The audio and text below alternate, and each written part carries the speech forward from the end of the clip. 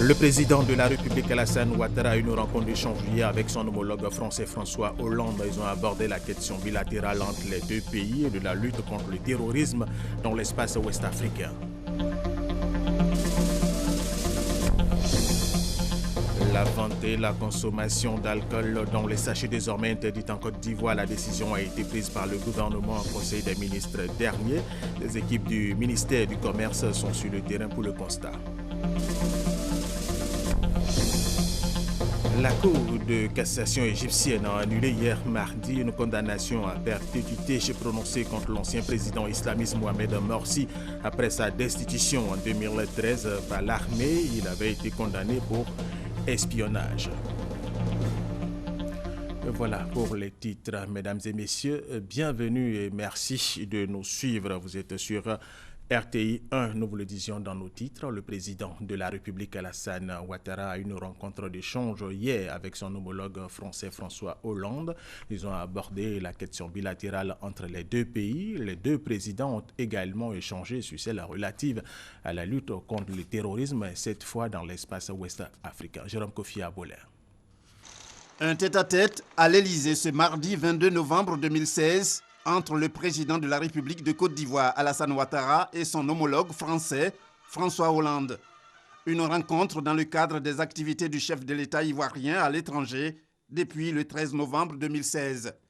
Les échanges entre le président ivoirien et celui de la France, comme à chaque fois que l'occasion leur est donnée, ont essentiellement porté sur le renforcement des relations entre les deux pays. Je viens de voir le président François Hollande pour échanger avec lui sur les relations bilatérales entre la Côte d'Ivoire et la République française. Ces relations sont excellentes. Lui dire tous les progrès que nous avons accomplis au cours des 5 dernières années. Et également, nous avons parlé de la région ouest-africaine, la lutte contre le terrorisme, la situation du continent et bien sûr les relations internationales. Nous avons eu un très bon échange. Je suis très heureux de cette visite et je voudrais à nouveau remercier le président de tout le soutien qu'il nous apporte. Après cet entretien avec le président français François Hollande, le président Alassane Ouattara a quitté Paris à destination de Malabo en Guinée équatoriale pour participer au 4e sommet Afrique-Monde arabe. Pour rappel, le chef de l'État ivoirien était d'abord au Maroc, précisément à Marrakech, où il avait pris part à la 22e conférence internationale cadre des Nations Unies sur le changement climatique, ou COP22. Jérôme Kofi Abolé, la Côte d'Ivoire et l'Union européenne consolident leur coopération. 2 accords, l'un pour le programme d'appui budgétaire de bonne gouvernance et de développement et l'autre pour le programme d'appui au secteur vivrier en Côte d'Ivoire ont été signés pour les 5 prochaines années. Abou Sanogo. Ces signatures des programmes d'appui budgétaire de bonne gouvernance et de développement et d'appui au secteur vivrier traduisent le dynamisme et l'excellence des relations entre la Côte d'Ivoire et l'Union européenne qui veut soutenir la Côte d'Ivoire pour les 5 prochaines années. Le rôle de la Côte d'Ivoire dans la région est particulièrement important en vue de l'intégration régionale, en vue de la capacité du pays de mobiliser des ressources pour créer un espace économique intégré. Ce que nous allons faire aujourd'hui, c'est la création d'emplois pour les jeunes, c'est l'investissement, c'est la création d'activités économiques soutenables. L'État de Côte d'Ivoire apprécie à sa juste valeur le soutien de l'Union européenne pour la mise en œuvre de ces 2 programmes d'une valeur de 40 milliards de francs CFA ou 62 millions d'euros, respectivement, et 13 milliards de francs CFA, soit 20 millions d'euros. Je voudrais saluer la disponibilité constante et l'engagement de votre institution à accompagner la Côte d'Ivoire dans la poursuite de la dynamique économique remarquable qu'elle enregistre depuis 2012 sous la haute égide de son Excellence M. Alassane Ouattara, président de la République. Les actions qui seront menées dans le cadre du programme d'appui budgétaire de bonne gouvernance et de développement sont en adéquation avec les axes stratégiques 1 et 2 du plan national de développement, notamment le renforcement de la bonne gouvernance. Le programme d'appui au secteur vivrier s'inscrit, lui, dans le cadre de l'axe stratégique 3 du plan national de développement, qui est l'accélération des transformations structurelles et de l'industrialisation. Consolidation des liens armées-nation. Parlons-en. Le secrétariat du Conseil national de sécurité travaille au retour de la confiance entre forces de sécurité et population civile. Des rencontres sont initiées à travers le pays pour le renforcement de la collaboration entre les deux parties en vue de la tenue des élections législatives apaisées. Reportage Soro Corona, Kwadjo Kwame Jean de Dieu Daniel, RT Boaké. Rétablir et consolider le lien armée-nation et rétablir la confiance entre les forces de sécurité et la population.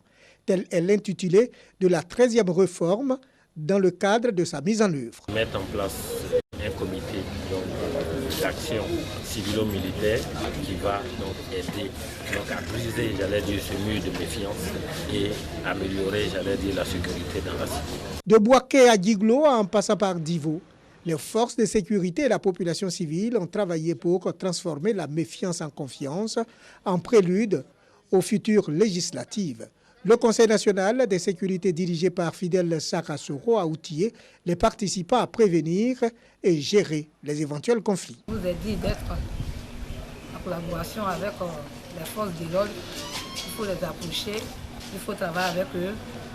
Beaucoup, nous avons peur des forces de l'ordre. Le corps préfectoral et les autorités politiques ont salué cette initiative qui permettra d'éviter les conflits avant, pendant et après les élections. Après ce séminaire, les uns les autres vont se comprendre et nous allons avoir des élections transparentes, sans incident. Cette réforme rentre désormais dans sa phase active.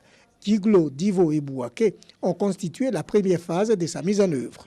Initiées par le Conseil national de sécurité et financées par le PNUD, ces rencontres vont s'étendre à toutes les régions du pays. Des rencontres sportives vont ponctuer chacun de ces rendez-vous réunissant forces de sécurité et population civile. Deuxième grand titre de cette édition, la vente et la consommation d'alcool dans les sachets désormais interdites en Côte d'Ivoire. La décision a été prise par le gouvernement en Conseil des ministres dernier. La répression a débuté sur le terrain avec des équipes du ministère du Commerce, des équipes conduites par le ministre du Commerce lui-même. Nous y reviendrons. Nous vous le disions, la vente et la consommation d'alcool dans les sachets désormais interdites en Côte d'Ivoire. La mesure vise à freiner l'utilisation, la consommation de ce produit que l'on peut trouver partout, pas bien conservé et dont les populations s'en procurent à moindre coût. Moussa Konaté. De l'alcool en sachet, brandi en pleine rue comme un trophée. Sa qualité de consommateur d'alcool, ce jeune homme le revendique avec ce geste. Pour lui, l'alcool en sachet est un stimulant pour une journée réussie. C'est normal, c'est liqueur. Donc, le liqueur qu'elle a, on peut consommer ça, puis il n'y a pas de problème. Ça, consommer, c'est une inspiration. Les sachets, aujourd'hui, là, c'est un peu mieux parce que ça fait de l'économie. Dans cette rue, non loin de la gare routière à Adjamé, des sachets en quantité jonchent le sol, preuve d'une consommation certaine. Le produit se vend et se consomme bien, au prix de 100 francs tout au plus, dans les commerces et dans les rues. Une opportunité d'affaires pour certains. Ouais, ça je prends pour nourrir ma famille. J'ai 6 enfants, ils sont à l'école. Je me débrouille avec mes enfants, avec ça. Depuis quand j'ai commencé à vendre les sachets. Et pourtant, la consommation d'alcool et puis en sachet peu fiable constitue des risques de santé pour la population. C'est un alcool dont on ne connaît pas souvent le dosage, comment il est fabriqué, où il est fabriqué, qui est derrière. Mais ensuite, c'est aussi leur disponibilité et leur accessibilité financière ou géographique, j'allais dire, parce que ce sont des alcools conditionnés pour 100 francs l'unité et tous les enfants peuvent se permettre d'en avoir. On est à un sachet pour se stimuler, on est à 2 sachets pour se stimuler, alors qu'au 3e sachet, on développe plutôt l'effet contraire, c'est-à-dire l'abattement, l'engourdissement, l'endormissement, si on veut dire. C'est un phénomène tout doux qui arrive, vous pensez que vous êtes le maître de la substance, vous en achetez quand vous pouvez, mais après c'est la substance qui s'impose à vous. Après c'est la substance qui vous dit, levez-vous et allez m'en acheter. Voilà, et c'est la substance qui fait la loi. Et en ce moment-là, le chemin retour n'existe plus, c'est la dépendance. Votre personnalité est organisée méticuleusement autour du produit et que le produit, et puis le produit s'impose à vous, à votre vie. Dépendance, risque de maladie, les autorités ivoiriennes réagissent. Désormais, plus question de vendre et consommer l'alcool en sachet. Le gouvernement vient d'annoncer son interdiction lors du dernier Conseil des ministres. Au titre du ministère du Commerce, le Conseil a adopté une communication relative à l'interdiction la production, l'importation, la commercialisation, la détention, l'offre à titre gratuit d'alcool, d'eau de vie, de liqueurs et autres boissons spiritueuses en sachets plastiques ou en berlingots. Donc ces produits qui, pour la plupart, entrent sur le territoire national de façon frauduleuse, notamment par la contrebande, pour l'essentiel ne respectent pas les normes de dosage prescrites, constituent ainsi une réelle menace pour la santé des consommateurs. Une décision diversement appréciée. On va supprimer tous les chassés, même les chargeurs, les chauffeurs, tout. Même ceux qui ne sont pas chauffeurs, même tout le monde doit chasser. On va supprimer chasser, mais pas chasser, même ça détruit. C'est quelque chose qui n'est pas bon, ça détruit. Voilà, ça détruit la jeunesse. Ce sachet, ça crée beaucoup d'emplois. Regardez même, quand il te dit que tu descends à Djamé, à ta Boboska, à Djamé, partout là, toutes les filles qui se promènent, au moins plus de 1000 personnes vont la boisson en sachet. Tout ça là, quand tu arrives dans la région d'Azopeska, à Coupé, à Ferry, à Bengou, tout ça, c'est au moins plus de 1000 emplois qui vont se supprimer. Le commerce de l'alcool en sachet, une bonne affaire. La consommation du produit, risque pour la santé. Entre activités lucratives et préservation de la santé, le choix est vite fait. Tout à fait autre chose à présent. Les conducteurs de minicar appelés Gbaka veulent jouer le rôle d'agents sensibilisateurs dans la lutte contre la tuberculose. Lors du lancement de la campagne contre cette maladie lundi dernier, initiée par Alliance Côte d'Ivoire, ils ont accepté que des autocollants porteurs de messages soient affichés sur leurs véhicules. Stanislas Sechkolia. Bebeto est chauffeur de Gbaka. Cet après-midi, il marque une petite pause en compagnie de ses collègues. Cette fois, ce n'est pas pour prendre le thé. Il participe à la campagne de sensibilisation sur la tuberculose initiée par Alliance Côte d'Ivoire à la faveur de ses 10 ans d'existence. Cette sensibilisation dans les gares nous aide à porter le message de l'information sur la tuberculose pour adopter une bonne hygiène de tout. C'est-à-dire lorsque vous voulez éternuer ou tousser, de le faire dans le creux du coude ou utiliser un mouchoir pour protéger les autres. Le secteur du transport, un milieu qui rime bien souvent avec vol et agression. Il est surtout menacé par la tuberculose, d'où l'intérêt de cette sensibilisation. Au moins 65% des conducteurs qui meurent de la tuberculose. Donc c'est une maladie qui nous entoure nuit et jour parce qu'à la gare, il n'y a pas d'assainissement. Donc c'est pour dire à tous les chauffeurs de coopérer avec l'ONG pour qu'on puisse éliminer immédiatement cette maladie dans nos gares. Selon le programme national de lutte contre la tuberculose, un patient non traité peut contaminer jusqu'à 10 personnes par an. Pour briser la chaîne, une astuce, poser 10 000 autocollants porteurs de messages dans les véhicules de transport en commun. En plus de la tuberculose, le VIH-Sida et les violences basées sur le genre sont concernés par ces 10 jours d'activisme d'Alliance Côte d'Ivoire. En Côte d'Ivoire, malgré les efforts, ce sont environ 10 000 nouveaux cas de tuberculose qui sont dépistés chaque année.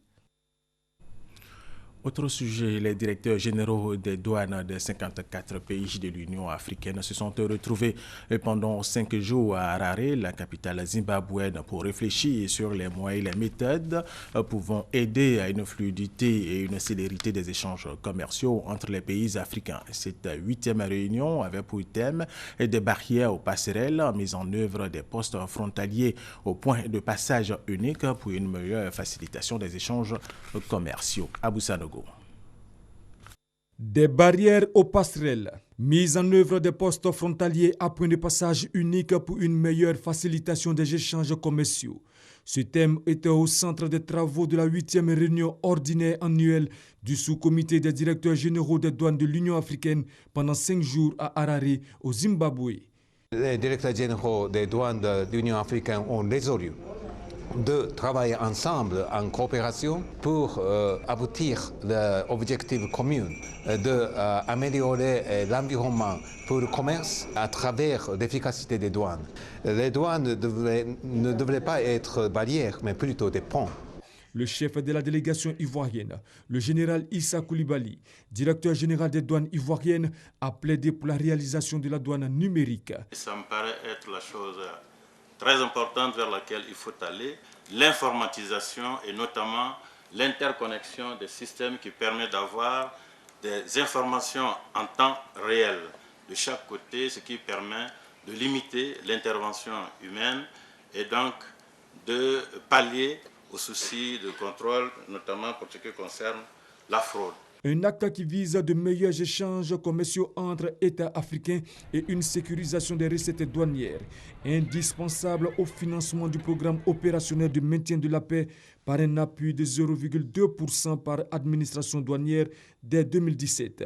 À l'issue des travaux, le Zimbabwéen Koos Vinzua a succédé au Congolais Deo Maguera à la tête du sous-comité des directeurs généraux des douanes de l'Union africaine pour la période 2016-2017.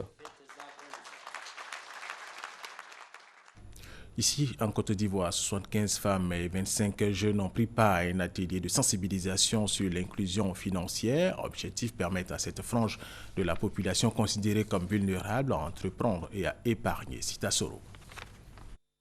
Les femmes et les jeunes représentent 50% de la population francophone et sont les premiers touchés par la pauvreté. Pour améliorer les conditions de vie de cette frange de la population, elle a été sensibilisée à l'inclusion financière. Quand on a un revenu, qu'est-ce qu'on en fait? Est-ce que je garde mon argent à la maison sous un matelas ou bien est-ce que j'arrive donc à gérer mon argent pour améliorer encore plus ma situation en investissant davantage? Pour les associations de femmes, principales bénéficiaires, les attentes sont grandes. Comme résultat, que ces femmes soient véritablement sensibilisées à la chose. Nous allons poursuivre. Cette étape de cet atelier est une étape 1.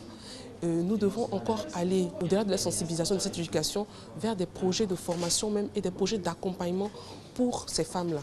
Les participants comptent appliquer à la lettre tout ce qu'ils ont appris dans leurs différents domaines d'activité. Dans ma pâtisserie, je ne savais pas comment gérer mon argent. Et vraiment, après ce séminaire, j'ai appris comment gérer ou épargner. Il nous arrive parfois de faire des petits jobs, faire des petits bonbons pour avoir un peu. Donc avec ce séminaire, nous avons appris comment développer certaines activités pour pouvoir avoir plus encore et à entreprendre bien sûr. 75 femmes et 25 jeunes ont pris part à cette formation organisée par l'ONG Joquebed en partenariat avec l'Organisation internationale de la francophonie, OIF. L'Agence française de développement et la coordination régionale du projet SONREF portant sur l'énergie durable en partenariat avec la Confédération générale des entreprises de Côte d'Ivoire ont organisé un séminaire d'information. Il a été question d'informer les uns et les autres sur l'état d'avancement de ce projet. Plus de détails avec Perpétue Pont et Justine Sey-Djike. L'Afrique de l'Ouest, comme la plupart des régions d'Afrique, traverse une crise énergétique persistante en raison de sa forte dépendance aux énergies fossiles. Faciliter donc l'accès à des services énergétiques modernes justifie l'organisation de ce séminaire d'information sur le projet SONREF. Le programme SONREF a été conçu depuis quelques années pour aider les pays en développement à aborder la transition énergétique avec des moyens financiers et un accompagnement technique.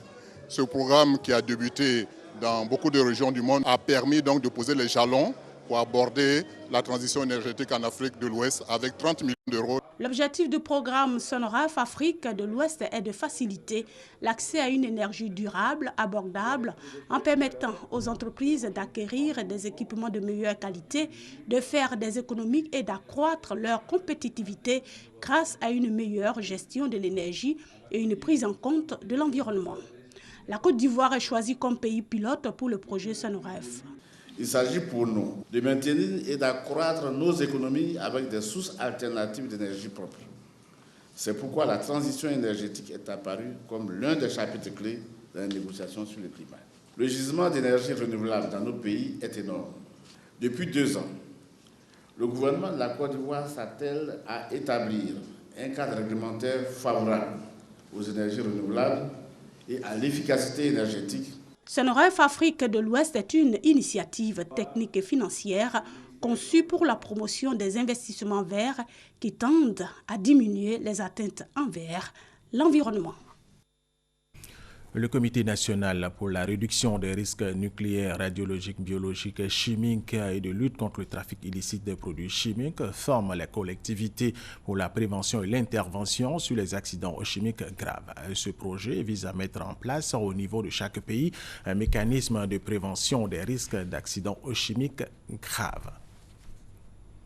Depuis août 2013, la Côte d'Ivoire fait partie de l'initiative des centres d'excellence de l'Union européenne pour la réduction des risques nucléaires, radiologiques, biologiques, chimiques et la lutte contre les trafics illicites de produits chimiques. Chaque année, dans le monde, des milliers de personnes périssent dans des accidents chimiques et nucléaires. Dans le cadre de la gestion et de la prévention des accidents nucléaires, le projet 41 a vu le jour. Le projet 41 vise la prévention des accidents chimiques graves au sein des installations classées ainsi que la protection des populations aux alentours de ces installations. Après la formation des acteurs nationaux à Abidjan, vient le tour des acteurs locaux. À Bouaké, il est question de rendre les équipes d'intervention capables de réagir rapidement en cas d'accident chimique afin de limiter leur impact sur la santé humaine et l'environnement. Nous avons quand même noté une faiblesse au niveau de nos systèmes pour sécuriser à la fois les populations au cas où un accident chimique grave devait se produire. C'est pourquoi cet atelier se tient à Bouaké afin de mieux prévenir les risques d'accidents chimiques graves. Les pays bénéficiaires du projet 41 doivent développer les capacités et améliorer la bonne gestion des risques chimiques dans la région de la façade atlantique africaine. Les forces de sécurité, les gérants des dépôts de gaz, les techniciens des industries ont été formés. Et c'était Soro Corona et Kwadjo Kwame Jean de Dieu Daniel de RTI Bouaké. Restons à Bouaké justement pour parler d'éducation. Le lycée classique et moderne 1 de Bouaké a 70 ans. Les festivités ont eu lieu en présence de plusieurs invités, dont des anciens élèves. Occasion pour les responsables de l'établissement de plaider pour la réhabilitation de ces bâtiments qui tombent en ruine. Djedeba Ouattara, Abdul Kader Sogodogo, Guédouma. Distinction des meilleurs élèves de l'année scolaire 2014-2015.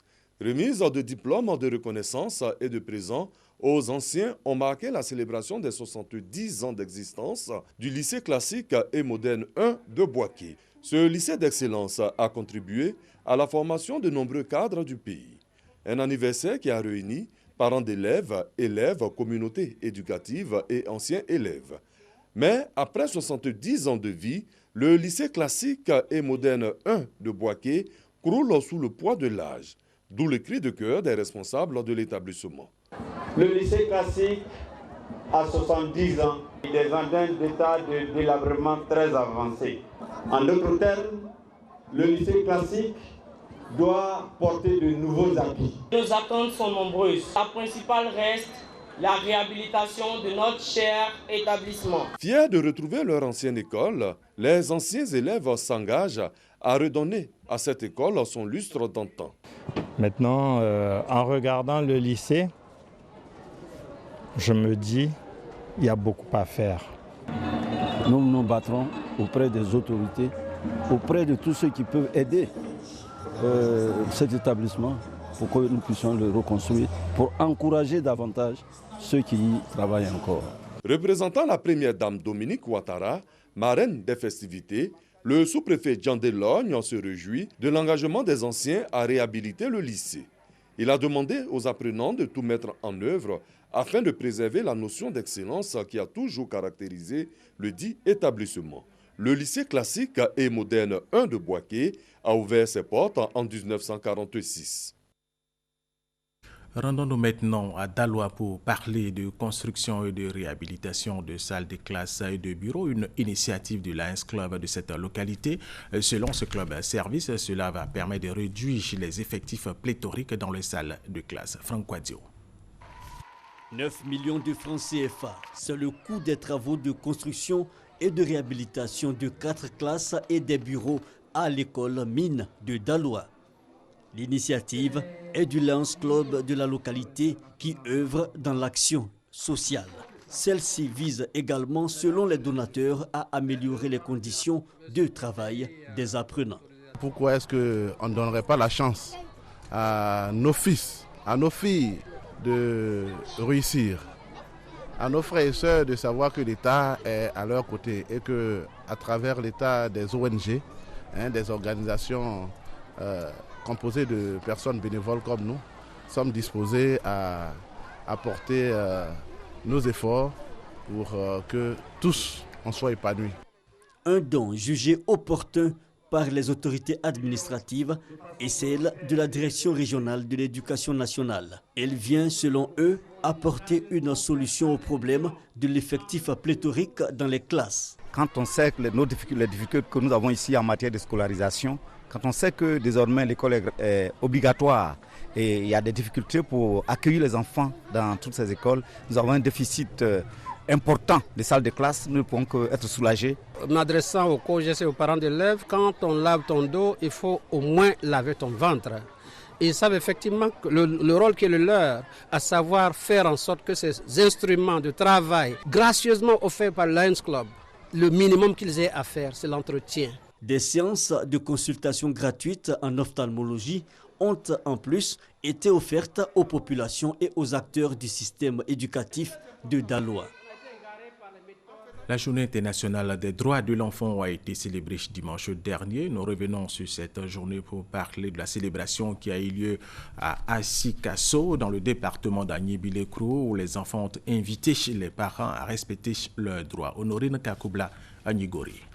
L'ONG Vision Nouvelle a saisi l'opportunité de la commémoration de la Journée internationale des droits de l'enfant pour sensibiliser la population du village d'Asikasso, situé à environ 2 km d'Agnibilekro, et au-delà, l'ensemble des populations de la région de l'Indigné au respect des droits des enfants pour favoriser leur plein épanouissement. Le vice-président de cette organisation non gouvernementale, Maxime Kwame, a fait savoir aux populations d'Asikasso, notamment les parents, qu'ils ont la responsabilité de protéger les droits de leur progéniture. On demande aux parents, à la population d'Asikasso, ces enfants-là, on nous demande de les protéger. On nous demande de ne pas leur faire subir des travaux ou des activités qu'ils ne peuvent pas faire. La place des enfants, c'est à l'école. Un moment favorable pour le vice-président du Parlement des enfants de la région de l'Indénié-Djoablin, Dominique Kanga, d'en appeler à la responsabilité de tous. Des enfants sont battus, violés, marginalisés, non scolarisés, non déclarés à l'état civil, séparés de leur famille. Pour toutes ces raisons, nous en appelons donc à la responsabilité de tous. Dominique Kanga a également saisi cette occasion pour exhorter le gouvernement à renforcer les actions en faveur de la promotion et de la protection des droits des enfants. Une cinquantaine de fauteuils roulants d'une valeur de 60 millions de francs CFA offerts aux handicapés par le maire de la commune de Yopougon et des prises en charge scolaires d'une valeur de 400 millions de francs CFA sont des gestes de la mairie qui vient appuyer les couches économiquement faibles de la commune. Malika Koulibaly pour RTI 1. Jean est tout heureux. Lui et ses camarades pourront désormais se déplacer en toute liberté dans le district d'Abidjan dans les fauteuils roulants flambant neufs que le maire de Yopougon vient de leur offrir. En novembre 2015, lors de la visite de la première dame à Yopougon, notre maire n'a pas laissé les personnes en situation de handicap en marge. Il a bataillé afin que nous bénéficions des dons de la part de la première dame, dont 10 vélos pour handicapés et une somme de 500 000 francs. En cette année encore 2016, monsieur le député maire vient une fois encore renforcer notre motricité en nous offrant un bon nombre de vélos pour handicapés. Toutes ces actions démontrent combien de fois l'épanouissement de cette franche partie de la population nous tient à cœur. Une cinquantaine de fauteuils roulants aux handicapés et ce n'est pas tout. 4000 élèves et étudiants ont aussi reçu 4000 prises en charge, le tout d'une valeur de 200 millions de francs CFA. La remise officielle des prises en charge scolaires aux couches sociales vulnérables s'inscrit dans la droite ligne de la politique municipale, notamment le volet social, traduit par l'appui aux groupes vulnérables, tant en matière de santé, de promotion économique que d'éducation.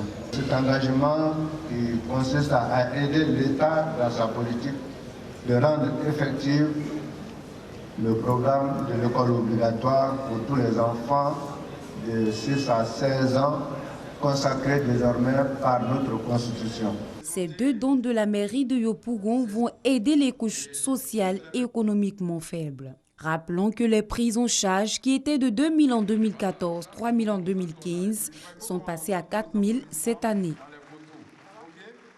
Et terminons avec cette information. La Cour de cassation égyptienne a annulé hier mardi une condamnation à perpétuité prononcée contre l'ancien président islamiste Mohamed Morsi après sa destitution en 2013 par l'armée. Mohamed Morsi avait été condamné en juin 2015 dans un procès pour espionnage au profit du Hamas palestinien, du Hezbollah libanais et de l'Iran.